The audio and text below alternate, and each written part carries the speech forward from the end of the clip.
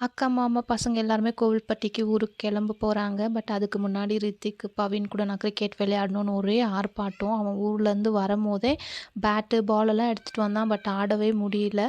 Cricket ஆடுறன்ற பேரில் பாலை தூக்கி புதருக்குள்ளே போட்டுட்டாங்க. அங்கே போகாதீங்கடா பாம்பு இருக்குன்னு சொன்னாலும் கேட்கல. அதுக்கப்புறம் பால், பேட்டெல்லாம் எடுத்து வச்சாச்சு. உடனே டைம் ஆயிடுச்சுன்னு அக்கா, மாமா எல்லாருமே கிளம்பிட்டாங்க ஊருக்கு. அவங்களும் கோவில்பட்டி கிளம்பிட்டாங்க. அவங்கள அனுப்பிட்டு இன்னும் கொஞ்சம் நேரத்தில் நாங்களுமே பெங்களூர் கிளம்பிடுவோம்.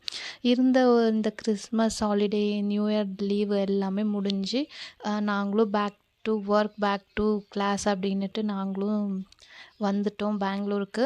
அக்கா அவங்க ஊருக்கு கிளம்பிட்டாங்க. நாங்களும் பெங்களூருக்கு வந்துட்டோம். இதுக்கப்புறம் பெங்களூரில் என்னுடைய டே டு டே லைஃப்பில் அப்புறம் டைலரிங் கிளாஸில் என்ன நடக்குது அப்படின்ற வீடியோ வந்து உங்களுக்கு கரெக்டாக அப்டேட் ஆகிடும்.